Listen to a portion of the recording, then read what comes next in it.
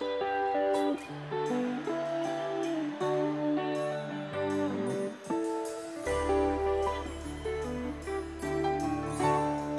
there, man. I can't believe you made it out to see the lecture tonight. No problem. And how long's it been since you've been hanging in Vegas with your boys? Well, you know, I mean, when I'm here, I'm mostly here for work these days and occasionally to see friends, but it always reminds me, you know, I moved out here to go to college and hang out with my buddy Lee Asher and sort of learn from some of the greats in magic when I was 20 years old, you know. That's when I had my 21st birthday at the Tropicana Hotel during the World Magic Seminar, or whatever they called it at that time. And, you know, I mean, I drive around here. I remember I used to hang out with Mike Skinner and have dinner with him at the Golden Nugget whenever he got off work. And, of course, he was one of the greatest magicians, close-up magicians of all time. And, you know, Johnny Thompson lives here, and this is where I first met Johnny Thompson. He was introduced to me. So it's primarily a card lecture, is that safe to say? Well, in terms of the material, yeah. I mean, in terms of the ideas and what we're talking about, it's a magic lecture. It's about magic. But in terms of the actual props that I use, definitely a card lecture. You know, I've always thought it was pretty interesting. People are like, oh, card lecture. And I'm like, oh, what, you know, what are they sad that there were more rope tricks? I never do get that. And are you doing requests from the Paper Engine as well? I'll be doing some of the hits from the Paper Engine. One of the things that's really interesting about the Paper Engine, which I'm very happy to be still so proud of the Paper Engine, but there's just no way around the fact that I wrote it when I was 21 years old, right around that time that I first moved out here. That's when I was writing it. And so a lot of the slights, a lot of the items in it really hold up.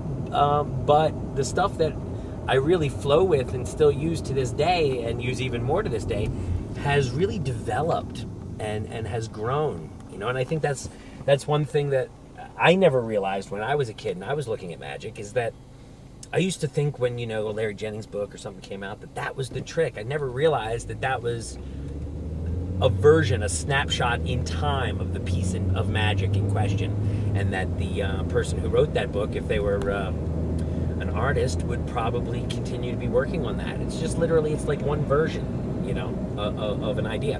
So there's a lot of stuff from the Paper Engine that's in this lecture, and a lot of it is embedded in things. You know, there's all those ideas are being applied in all kinds of new and interesting ways.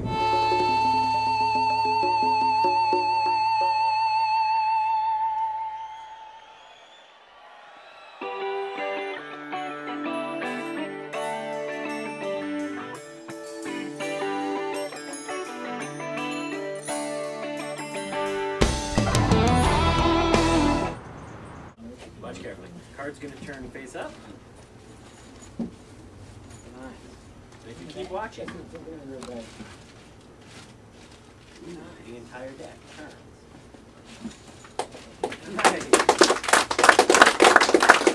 Alright, so here's the good news and the bad news. The good news is I'm going to completely teach you how to do that trick.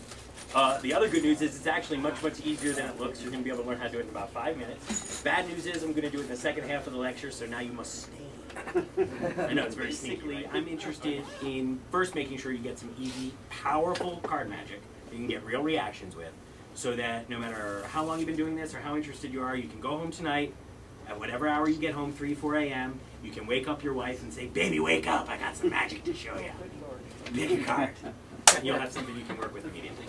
And then once we get that out of the way, so we'll all have something fun that we can put in our pocket and take home in terms of, you know, some good commercial magic.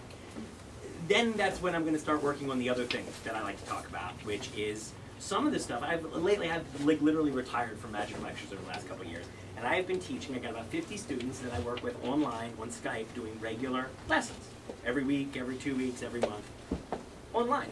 And it has really given me a great appreciation for exactly what kinds of problems we all deal with individually, as, you know, the difference between this magic lecture concept and then when we're actually at home working on magic and taking it out and having the sort of a death by 1,000 cuts experience and a 1,000 quiet humiliations that we talk about, that we don't talk about at the Magic Meeting. Everything from just getting relentlessly busted doing the double lift for no reason to, and this is another one that people experience all the time, not getting caught, but for some reason, no one giving a poop.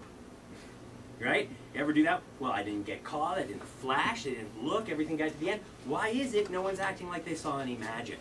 Which is a real insidious one that I would say almost like 60, 70, 80% of all magic falls into that category. Right? So what we're going to be talking about is regarding everything in the range of sleight of hand, from super simple things to more complex things, to things that seem super complex but aren't typically. How to get more out of what you're doing by just taking a small difference in attitude about various aspects of the matter. So keep that in mind. That's what we'll be focusing on moving forward. And that being said...